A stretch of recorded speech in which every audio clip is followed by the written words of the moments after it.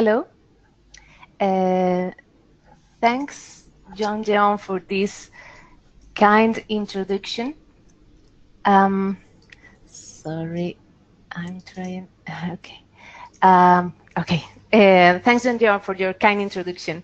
For Ingeniería Cero, it's always a pleasure to participate in this DIANA training series.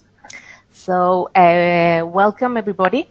My name is Ana Lorea from Ingeniería Cero, and I'm going to share you our work or our analysis in assessment of the risk of early age thermal cracking in a high-speed rail viaduct.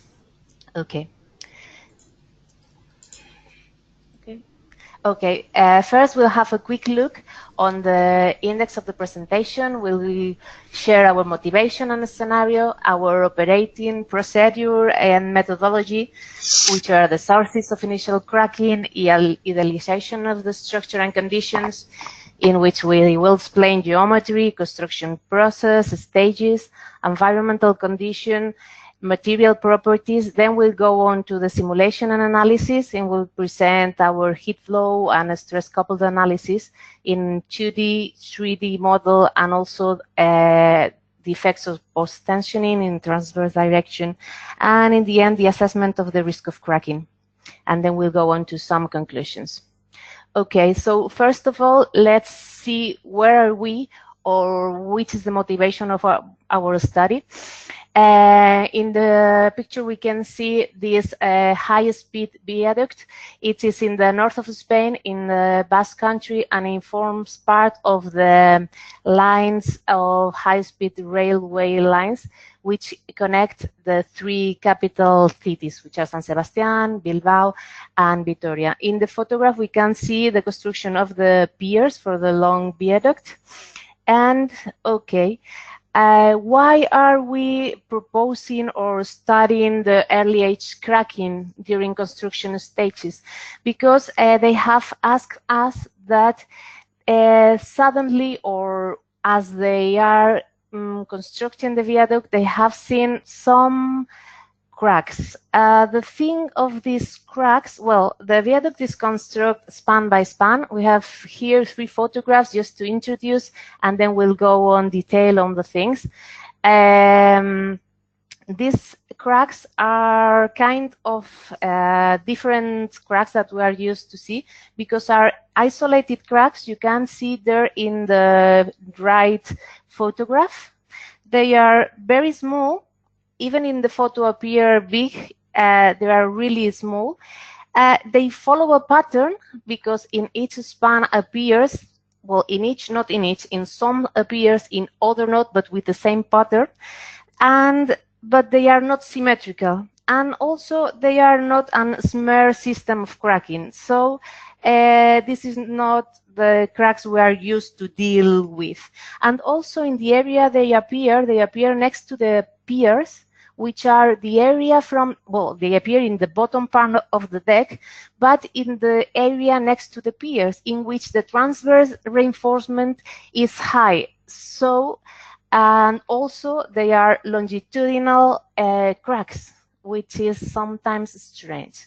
Okay, in the photograph we can see the shoring system and how they go on stage by stage, span by span. And in the lower photograph we can see the whole deck constructed. Okay, so how would we face this problem, or what will be our operation procedure? We'll go on the facts, we study the causes or the sources that could have caused these crackings. We'll do the idealization of the structure, simulation, and then with the analysis. And with this, we'll get a conclusion. First of all, let's have a look at the viaduct. The highest-speed rail viaduct has a total length of 1,400 meters. It is 1 kilometer from the fixed abutment, which is the abutment we have in the second line. It's a line for a speed of 300 kilometers per hour. It's ballastless track. Okay, it has a reinforced concrete slab track, and is, as I have said, in the new high-speed rail line in the north of Spain, which is called the Y because it's the shape of the line. Okay, so we'll study just the first part, which we have seen in the photograph that has been already been constructed, which is a total length of 600 meters. It is a post-tension concrete slab, a voided slab with a total depth of 1.45 meters. It has polystyrene void formers, and it has a 600 meters total length. It has 26 spans, which are around or an average of 20, 22, 24 meters. We can see on the image how these spans are distributed during the total length and the sections. The section over the supports or over the piers is a gross section in which the void formers are filled with concrete. It's a complete section. Okay. How is the construction process? The construction process, as we have said, is span by span using 2 truss girders shoring equipment. That was asked for the construction company because they can support the temporary towers, could be supported in the foundation of the viaduct. So there was no need to do additional foundation for the shoring. In the project, it was meant to be post-tension, each span, after 7 days or between 7 and 10 days of pouring concrete. We can see below the elevation of the tendon profile, and on the plan we can see how was the length of each span. Okay, in between the 2 blue lines.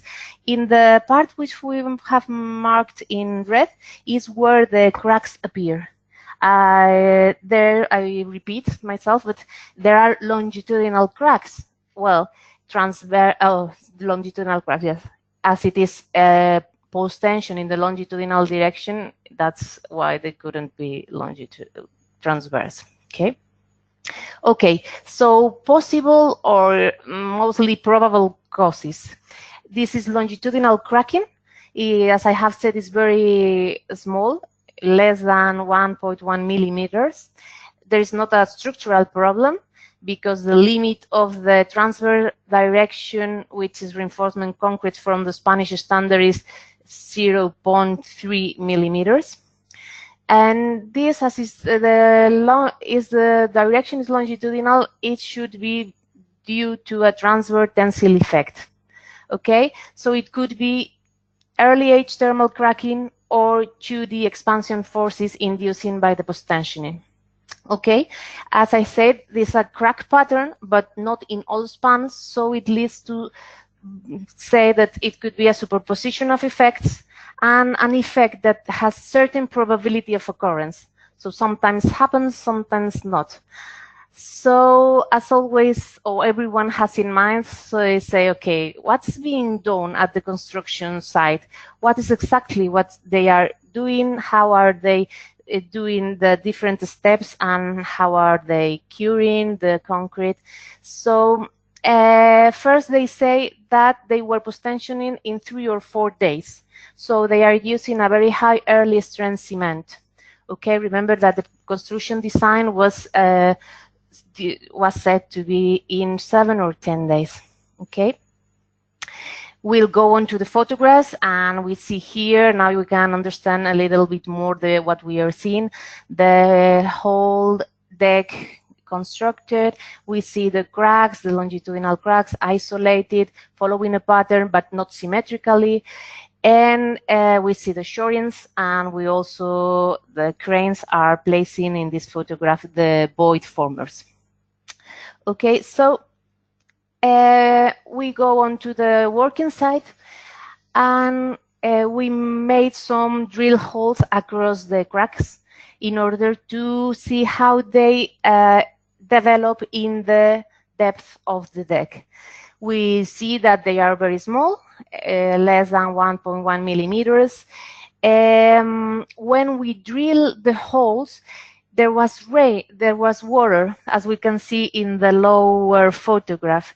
There was water. It was, well, in the north of Spain it's rainy, mostly rainy, and there has been raining during the placement of the void formers. And the construction company told us that those void formers or polyethylene void formers were wet when they placed it onto the deck. So as we drilled the holes, the water came through these void formers. And also we can see in the fifth image that it was sealed. The cracks were very small and they don't go on depth to the deck. So if you see the white dot over there, there had already been sealed. Okay. This is the photos we get from the cracks. And now we started to look at how to modelize or how to simulate the problem, okay? There is a really good standard which DIANA follows, which is standard specifications for concrete structures from the Japan Society of Civil Engineers. There's a guide in which you can find the verification related to initial crack and the material properties. What it says is that the verification related to initial cracking is meant to be conducted at the design stage, but we recommend, or what always has to be done, is to compare if in the construction site or during the construction stage it follows exactly what is done in the design state, which are the actual or the used material, the condition in which the concrete is being placed, that kind of environmental factors that can be changed. Okay, so if we see in the flow chart they propose, we have to start with environmental condition, determination the shape and size of the structure, the construction method, the mixed proportion of concrete, determine the value limit, and calculating the predictive value. We are doing this, but instead of on the down direction, in the up direction. So we have the facts and we have to, studying these kind of things, arrive up to a value and determine whether they are going to be worse or it's not a matter. Okay, so for the thermal analysis and the stress analysis, we need all the material properties for heat transfer analysis and the mechanical properties of the concrete. We propose, first of all, to do plane strain models, one which is from the support or the pier transverse cross-section, and the other which is from the voided slab with the polystyrene void formers. Which is the sequence or the construction sequence of these models. We have the first stage, which is from the start to 4 days. They say the post-tension between the third or the fourth day. Okay, in this stage we are curing what is being done on site was the formwork was placed and there was curing water. The deck has been ponding with a permanent between 5 or 3 centimeters of water permanently on the top side.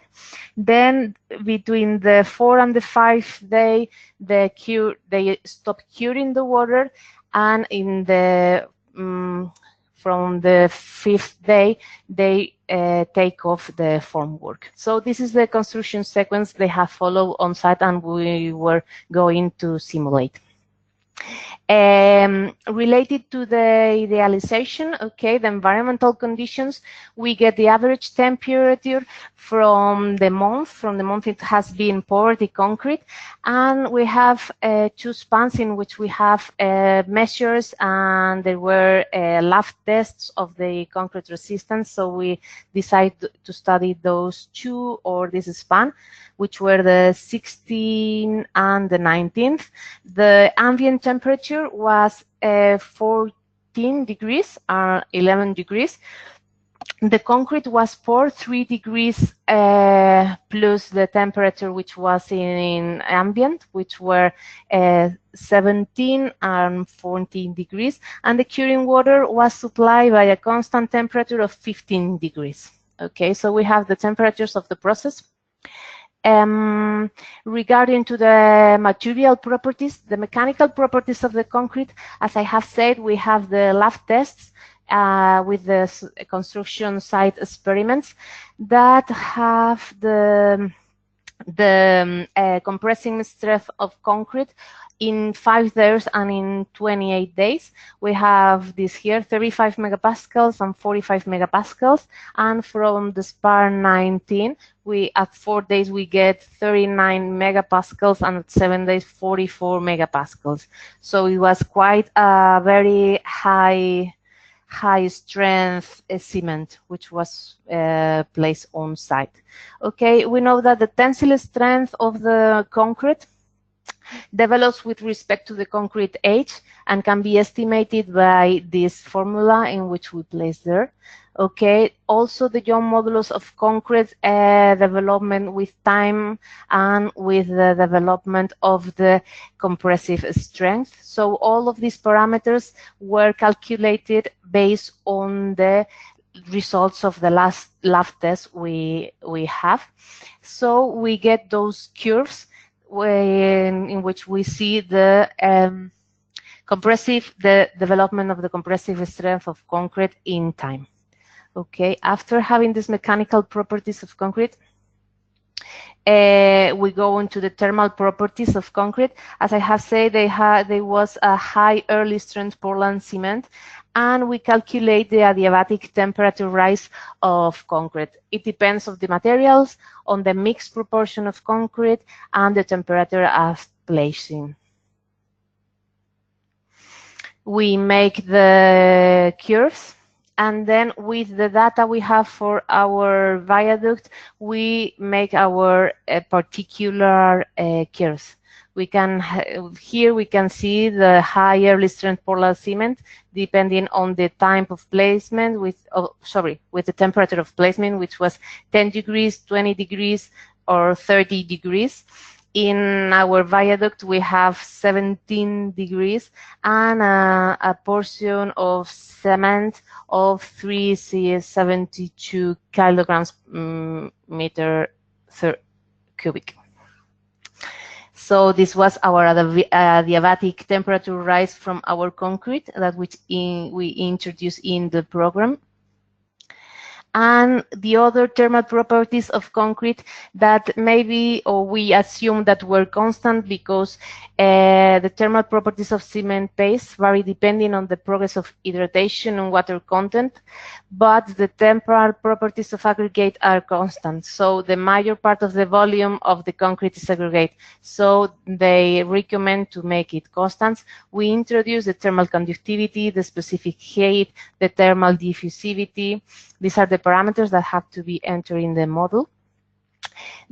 Also for the other materials which were that we modelize or we simulate, which was the polyester void formers, we have the geomodulars, thermal conductivity, mass density, thermal capacity, and thermal expansion coefficient. Also for the formwork, we represent in the model, we have the thermal conductivity, the thickness, and the convection coefficient, and from the air, which gave the convection coefficient. Those two, well, related to formwork and air, we represent it like a boundary condition, okay, in which you can transfer heat. Here is again the construction sequence, but after having seen all the parameters we have entered, we can understand a little bit more. We have a condition, an initial temperature field, which is the ambient temperature of 15 degrees. Then the poured concrete, which temperature was the ambient plus 3 degrees. We have the curing water, which we modelize as a boundary with a fixed temperature because we have a bonding of 5 centimeters. Then we post-tension the slab, and then we remove the curing water, and then we remove the formwork. Okay, so with this construction sequence, we enter to the results of the analysis. It was as I have said, it's a 2D plane strain model. And for the typical voided section, we get from the first day, we get the maximum temperature of the process.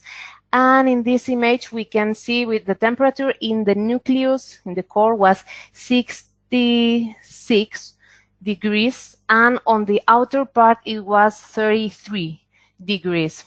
Okay.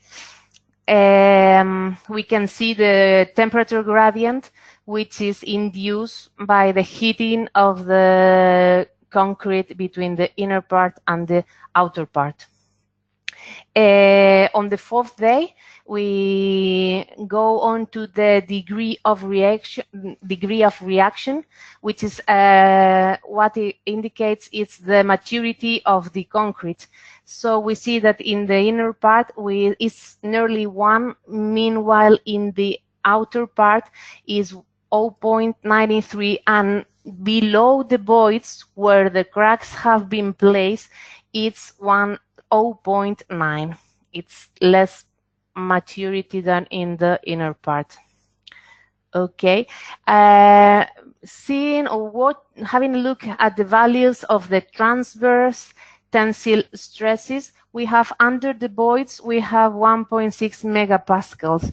Is the part in which are placed the cracks and in which the tension is, or the tensile stress is higher.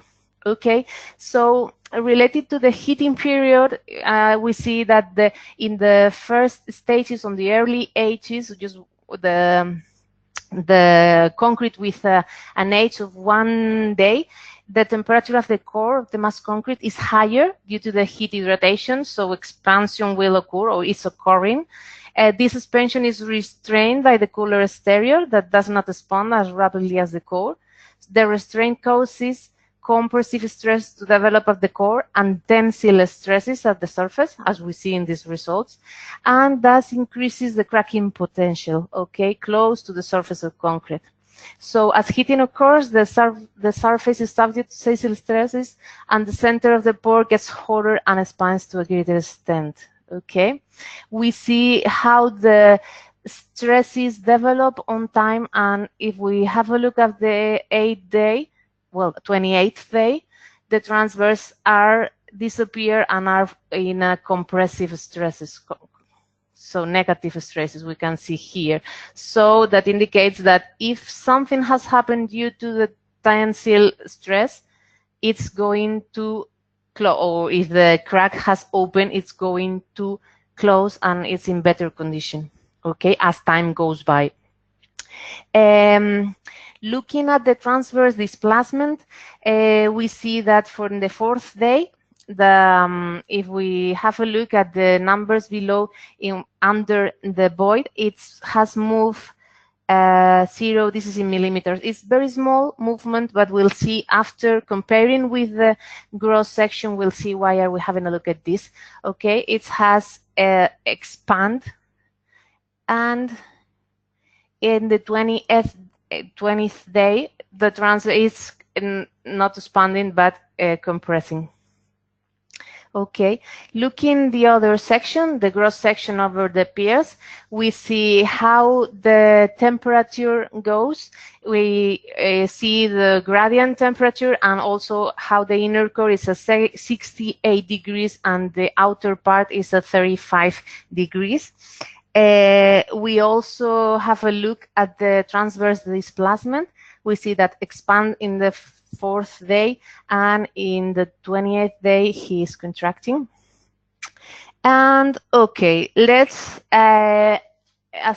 make some assess, or some, after seeing that images, some results or conclusions. Related to the temperature control, the temperature limit in the mass concrete to prevent delay etringite formation is 70 degrees. So we have a max temper of 38 degrees, so we are in a safe, nearly, but in a safe place. Regarding to the temperature gradient limit, which is recommended to be between 20 degrees and 35 degrees to prevent initial cracking. It depends on the aggregate type, okay? Here we have a maximum temperature gradient of 35. So we are we are in the upper limit, so there is, in fact, there is a risk of early age thermal cracking. Okay, we see here the images in which we can see the maximum temperatures and the gradient. Also, what we can see regarding to the degree of reaction of concrete or the hardening or maturity of concrete is that the degree of reaction under the voids it's low that in DIANA를, so it all has lower strength, compressive strength, it has lower tensile strength, so that increases the risk of early age thermal crack under the voids. And also, if we add the transverse tensile stress due to expected to be due to the expansion of post-tensioning force, it increases that effect. Okay. Regarding to the transverse tensile stress, we see also that even in the first day we had it higher under the voids. And if we look at the transverse expansion and we compare the two sections, we have the void section and the gross section, we see that even they have the same behavior with expansion or compression, they have different values. So it has to be a 3D effect in which expansion is restrained from one section to the other. So this restraint induces compressive or tensile stress, which increases the cracking potential. So that's why we made a 3D model, heat transfer and stress coupled analysis in 3 dimensions. Okay, so our 3D model, as I have said, was made to corroborate the transverse behavior, the effects or the tensile stress due to the compatibility of movements or deformation between the two different transverse sections. We did the same type of analysis and the parameters that in 2D, and we can see that the maximum temperature has the same temperature values, with its 67. And also what we can see here, which is interesting, is the longitudinal temperature gradient that even is it's clear, but numerically it's proof here, we could say. So this longitudinal gradient produces the different transverse tensile stresses or the needed of compatibility of this deformation between sections. The 4th day temperature, we see how it's decreasing, but has the longitudinal gradient, and the 23rd day or 24th. If we look at the 3D model and we look at the principal stresses, we see that in the area, these are principal stresses, but the main area with the transverse tensile stresses are produced under the voids and next to the support section. We can see in green in these images, and we have a value of 0.9 megapascals. Also having a look at the degree of reaction or with the concrete equivalent age, we have that in this area of study in which the cracks have appeared, it has 1.6 days. And with this we enter, okay, with these values we can enter to the formula to determine the prediction of cracking. Also, we have a look at the other 3D model in which we have all the construction process represented, all the tendons and the span by span, and we have the influence on the post-tensioning of one span into the others which have been post-tensioned before. We have here 2 spans. In one we have the maximum, is a symmetrical, the red line is the symmetrical axis and the longitudinal axis of the viaduct. So in the span center we have the tensile stresses which are lower than 1.5 megapascals, and in the area of which the stress, which the cracks have appeared, the tensile stress is around 0.3 megapascals. So it's very low in this area, and it tends to decrease on the long term. In the image below, we have the results from the long term, and we see that they tend to to decrease.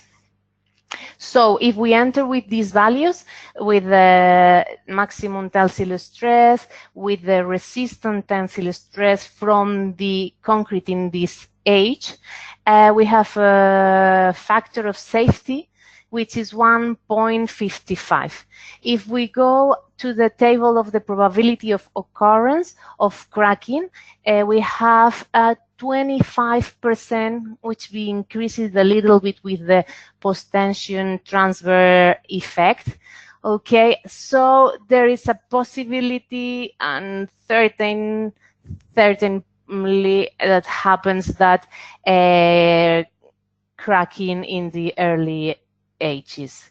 What we can say also is that as the post-tension effect decreases in time, we think that it's not critical, okay, and also with the live loads apply on the deck, it makes these moments, so the bottom part of the deck is under compression.